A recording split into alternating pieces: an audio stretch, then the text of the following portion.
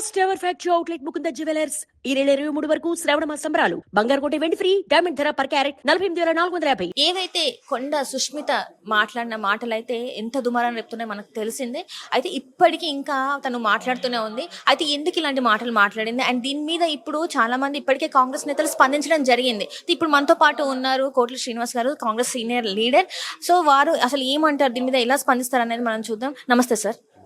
Sir, ఇప్పుడు కొండ సుష్మిత గారు వ్యాఖ్యలు మనం చూస్తాం, నిన్న మాట్లాడింది చూసాం, ఇప్పుడు మాట్లాడింది కూడా చూసినాం. అసలు ఎందుకు ఇదంతా జరుగుతుంది, అసలు దీనికి వెనకాల కారణం ఏంటంటారు? అసలు ఈరోజు గౌరవ ముఖ్యమంత్రి గారి పట్ల ఆమె వ్యవహరిస్తున్న తీరు కానీ, ఆమె ఉపయోగిస్తున్న పదజాలం కానీ నేను తీవ్రంగా వ్యతిరేకిస్తా ఉన్నాను.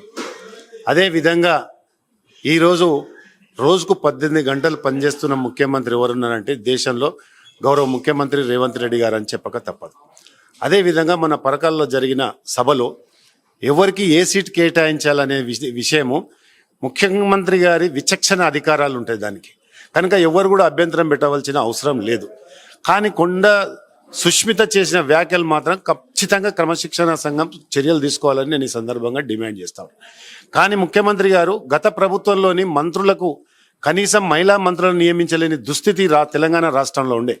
కానీ గౌరవ ముఖ్యమంత్రి రేవంత్ రెడ్డి గారు వచ్చిన తర్వాత మహిళలకు ప్రాధాన్యత ఇస్తూ ఫస్ట్ క్యాబినెట్లోనే కొండ సురేఖ గారికి మంత్రి పదవి ఇవ్వడం జరిగింది. కొండ మురళి గారు కూడా సముచిత స్థానం ఇవ్వడానికి ప్రయత్నం చేస్తున్న సందర్భంలో ఈమె ఏదో జరిగిపోయినట్టు అప్పుడే ఏదో అగ్నిపర్వతాలు బద్దలైనట్టుగా ఆమె స్పందించడం చాలా దుర్మార్గమైన చర్య. అందులో రేవంత్ రెడ్డి గారి విషయంలో ఆమె చేస్తున్న వ్యాఖ్యలు ఏదైతుందో చాలా దురదృష్టకరమైన వ్యాఖ్యలు. ఈరోజు రాష్ట్రం మొత్తం కూడా ఇవాళ శబాష్ అనిపించుకుంటూ ఇవాళ మహిళా లోకం పట్ల ముఖ్యమంత్రి గారు తీసుకుంటున్న ప్రతి చొరవ, ఇక గృహలక్ష్మి కింద బస్సులే కానివ్వండి, 1 కోటి మంది మహిళలను కోటీశ్వరులు చేస్తున్న ముఖ్యమంత్రి ఎవరన్నా ఉన్నారంటే తెలంగాణ ప్రభుత్వం, కాంగ్రెస్ పార్టీ ప్రభుత్వం, ప్రజాపాలనలో గౌరవ ముఖ్యమంత్రి రేవంత్ రెడ్డి గారు. కానీ సీట్లు ఎవరు కేటాయించాలనేది ముఖ్యమంత్రి గారు అధిష్టాన వర్గం చూసుకుంటారు. కానీ ఆమె ఎందుకు ఇట్లా తొందరపడి చేస్తుందో మాకు అర్థమవుతలేదు. ఇప్పటికి కూడా మేము కోరుతా ఉన్నాం, కొండ సురేఖ గారు అంటే మాకు గౌరవం, కొండ మురళి గారు అంటే గౌరవం. రేవంత్ రెడ్డి గారు వాళ్ళకి ఇచ్చిన ప్రాధాన్యత ఎవరు కూడా ఇవ్వలే. వరంగల్ జిల్లా అంటేనే కొండ మురళి గారు, కొండ సురేఖ గారు అని మా ముఖ్యమంత్రి గారు వాళ్ళు చాలా సందర్భాల్లో గౌరవించిన సంగతి మనందరం చూస్తా ఉన్నాం. కానీ సుష్మిత పటేల్ గారు చేస్తున్న ఈ వ్యాఖ్యలను పూర్తిగా ఖండించదగ్గది. మహిళా లోకం అంతా కూడా ఇలా తలదించుకునే విధంగా ఉంది. ఇలా మహిళా లోకాన్ని గుర్తించి ఇలా ప్రతి సభలో ఇలా రేవంత్ రెడ్డి గారు దాదాపు 30 నెలలు అవుతున్నప్పుడు కూడా ఏ రోజు కూడా 3 గంటలు సెలవు పెట్టిన సందర్భం లేదు.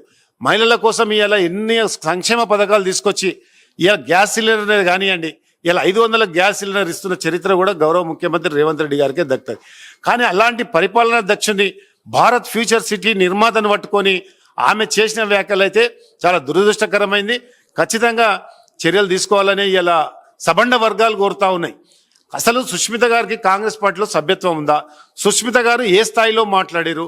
కాంగ్రెస్ పార్టీలో డిస్ట్రిక్ట్ కమిటీలో ఉన్నారా, లేకపోతే స్టేట్ కమిటీలో ఉన్నారా, ఏ కమిటీలో ఉన్నారని ఆమె ఈరోజు ఈ స్థాయిలో మాట్లాడవలసిన అవసరం వచ్చిందో నాకైతే అర్థమైతలేదు.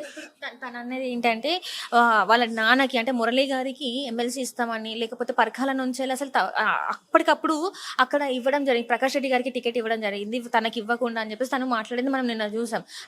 అంటే ఇస్తా అని హామీ ఇచ్చారా? ఎందుకంటే ఇప్పటికే చాలా మందికి హామీ ఇచ్చి వాళ్ళకి ఇవ్వలేదని మన కాంగ్రెస్ నేతలు ఎలా చేస్తున్నారో చూస్తున్నాం. ఇప్పుడు ఇదేంటంటే వాళ్ళకి ఎమ్మెల్సీ పదవి రాలేదు, వాళ్ళ నాన్నకి ఎమ్మెల్సీ పదవి రాలేదని ఇప్పుడు ఇలాంటిదాన్ని చేస్తున్నారు అనుకుంటున్నారా? ఏంటంటారు అసలు? ఇప్పుడు పరిస్థితులను బట్టి ముఖ్యమంత్రి గారు ఎవరికి ఏ స్థానం కల్పించాలనో ఆ స్థానం కల్పిస్తారు. ఇలా అద్దంకి దయాకర్ కానీ, బల్మూరు వెంకట్ గారు కానీ, ఇంకా కోదండరామ్ సార్ గారు కానీ అందరికీ ఎమ్మెల్సీగా చేశారు. రేపు రాబోయే భవిష్యత్తులో రేపు మనం 8 సంవత్సరాలు ఇంకా గవర్నమెంట్లో ఉంటాం.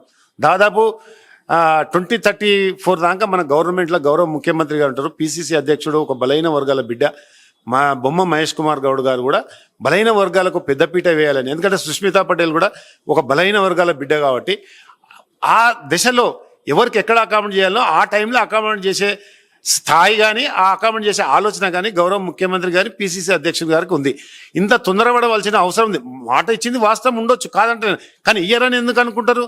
ఆ రోజు ఏమన్నారు, 34 మంది ఎమ్మెల్యేలు ఉంటే కూడా ముఖ్యమంత్రి గారు ఏం చెప్పారు, ఆ రోజు మిమ్మల్ని ఎమ్మెల్సీ చేస్తాను. దశల వారీగా వాళ్ళని కూడా అవకాశం వస్తుంది కదా. తొందరపడవలసిన అవసరం ఉంది. ఇప్పుడు రికగ్నైజ్డ్ పర్సన్ కొండం మురళి గారు ముఖ్యమంత్రి గారు దృష్టిలో ఉన్నారు. ఆమె మా మంత్రివర్గంలో మంత్రి ఎవరు సురేఖ గారు, వారి భర్త మురళి గారు, వాళ్ళ కూతురు సుష్మిత గారు, వాళ్ళకి ఆల్రెడీ మహిళా కోటల్నే కదా వాళ్ళకు మంత్రివర్గ పదవి ఇచ్చి, అంతకంటే పెద్ద పదవి ఏముంటుంది? సరే ఇప్పుడు టికెట్ల విషయానికి వచ్చేసరికి ఆ నియోజకవర్గంలో పరిస్థితులను గెలుపు సాధ్యాసాధ్యాలను చూసి అభ్యర్థులను డిక్లేర్ చేస్తారు. కానీ నాకే కావాలి మాకే ఇవ్వాలి అనేది గుత్తాధిపత్యం కాదు కదా.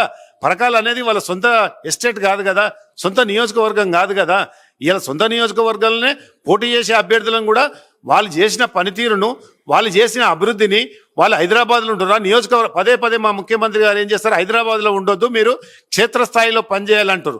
అలాంటి వారికి ప్రాధాన్యత, ఎప్పుడైతే గెలుపు గుర్రాలకే ప్రాధాన్యత ఇస్తారు కానీ మేము ఇంత చేసినాము అంత చేసినాం అనేది ప్రయారిటీ కాదు కాంగ్రెస్ పార్టీలో. కేవలము పనితీరును బట్టే టికెట్ల కేటాయింపు ఉంటుంది. కానీ మా పరకాల మాదే, అది మాదే, ఇది మాదే అనేది కాంగ్రెస్ పార్టీలో అసాధ్యమవుతుంది. ఆ రోజు ఎన్నికల పరిస్థితుల్లో ఎవరు గెలుస్తారు, గెలిచే గుర్రానికే టికెట్లు ఇవ్వాలనే కాంగ్రెస్ పార్టీ సిద్ధాంతం. అదేవిధంగా మా రేవంత్ రెడ్డి గౌరవ ముఖ్యమంత్రి గారి సిద్ధాంతం కూడా. అదేవిధంగా మా బొమ్మ మహేష్ కుమార్ గౌడ్ గారు కూడా అదే చెప్తారు. ఎవరైతే గెలుస్తారో వారు ఇర్రెస్పెక్ట్ ఆఫ్ పాలిటిక్స్, ఇర్రెస్పెక్ట్ ఆఫ్ ఏది క్యాస్ట్, ఏ కులానికి సంబంధించమని ఉండని, కానీ అక్కడ గెలుస్తాడు మన కాంగ్రెస్ పార్టీ అభ్యర్థి అనుకుంటే ఏ కులం వారికైనా ఎన్నికే అవకాశం ఉంటుంది. ఆ ధోరణి ఇలా ఏఐసిసి కానీ గౌరవ ముఖ్యమంత్రి గారు ఆచరణలో పెడతా ఉన్నారు. అందుకొరకే వీరు తొందరపడి నోరు జారి ఇలా వాళ్ళు భారీ నష్టాన్ని, అదే లోటును పూడ్చుకోలేని లోటును వారే స్వయం కృపాధిపారమని నేను చెప్పాను. అంటే ఇక్కడ ముఖ్యమంత్రి గారిని అంటే రేవంత్ రెడ్డి గారిని చాలా వరకు మాట్లాడతాం, అంటే మా నాన్న లేకపోతే నువ్వు ఎక్కడ అన్నట్టుగా సుస్మిత గారు మాట్లాడడం జరిగింది. అసలు ఏంటి ఎక్కడ స్టార్ట్ అయింది అంటే పరకాలలో టికెట్ ఇస్తా అని చెప్పేసి ఇవ్వకపోవడమే దీనికి దీన్ని తెరవెనుకున్న కథ అంటారా, లేకపోతే ఏంటి అసలు ఈ టికెట్ పరకాల టికెట్ కోసం ఇదంతా ఈ వివాదం అంతా స్టార్ట్ అయింది అంటారా, ఏంటి అంటారు అసలు? ఇప్పుడు మా వల్లనే ముఖ్యమంత్రి అనేది శుద్ధ అబద్ధం అండి. వారు జెడ్పీటీసీగా స్వతంత్ర అభ్యర్థిగా శాసనమండలి సభ్యుడిగా 2 సార్లు ఎమ్మెల్యేగా, ఒకసారి ఎంపీగా, ఇంకొకసారి కాంగ్రెస్ పార్టీ వర్కింగ్ ప్రెసిడెంట్గా ప్రస్తుతం ప్రజలందరూ ఆశీర్వదిస్తే ముఖ్యమంత్రి అయ్యారు. ఏ వ్యక్తి వలన ముఖ్యమంత్రి కాలేరు. స్వయం శక్తి మీద పైకొచ్చింది ఎవరంటే ఈ దేశం మొత్తం మీద గౌరవ ముఖ్యమంత్రి రేవంత్ రెడ్డి గారు. ఎవరి దయా దాక్షిణ్యాలతోనూ ముఖ్యమంత్రి కాలే, ప్రజల ఆశీర్వాదం. అదేవిధంగా 1.5 కోటి మంది మహిళలు ఉన్న ఈ రాష్ట్రంలో మహిళలందరూ ఆశీర్వదించి మా తమ్ముడు ముఖ్యమంత్రి కావాలని, మా ముఖ్యమంత్రి అయితే మంచి పరిపాలన అందిస్తాడనే ఉద్దేశం మీద మా బలహీన వర్గాలందరూ కూడా కలిసి ఇలా ముఖ్యమంత్రిని చేసినందుకు దానికి ముఖ్యమంత్రి గారు అన్ని వర్గాల సబండ వర్గాలను దృష్టిలో పెట్టుకొని ఇలా బీసీల పట్ల 42% రిజర్వేషన్ తీసుకురావాలని కేంద్ర ప్రభుత్వానికి పంపించి నిండు శాసనసభలో మరి బిల్ పాస్ చేసి ఆర్డినెన్స్ పాస్ చేసిన గత చరిత్ర ఎవరికి లేదు, గౌరవ ముఖ్యమంత్రి గారికే ఉంది. ఇట్లాంటి బలహీన వర్గాలకు సంబంధించిన ఈ నాయకులు ఈ విధంగా మాట్లాడడం చాలా దురదృష్టకరమైంది. అందుకొరకే ఎవరి దయాదాక్షిణం, మళ్ళీ ఒకసారి చెప్తున్నాం మీ ఛానల్ నుంచి, ఎవరి దయాదాక్షిణాలతోనో వ్యక్తుల వలన కాదు, వ్యవస్థతోటే ఆయన పైకొచ్చిండు.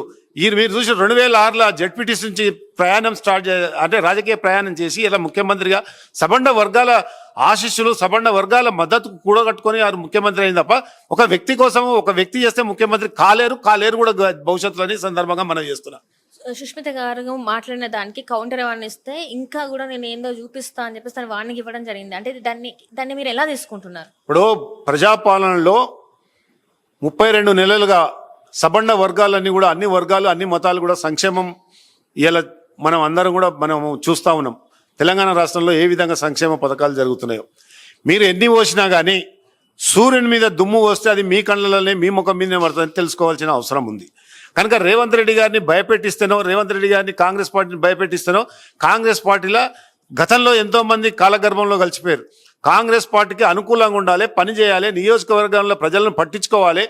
ఏ సంక్షేమ పథకాలు అయితే ఇలా తెలంగాణ రాష్ట్ర ప్రభుత్వం తీసుకొస్తున్న పథకాలన్నీ ప్రజలకు చేర్చే విధంగా ఉంటేనే వారు నాయకులు అవుతారు. కానీ పేరు ప్రతిష్టలుండి మీకు అది ఉండి మేము అది చేస్తాం మేము ఇది చేస్తామంటే కాంగ్రెస్ పార్టీ కాదు కదా. ఏ వ్యక్తులు కూడా దాన్ని హర్షించారు.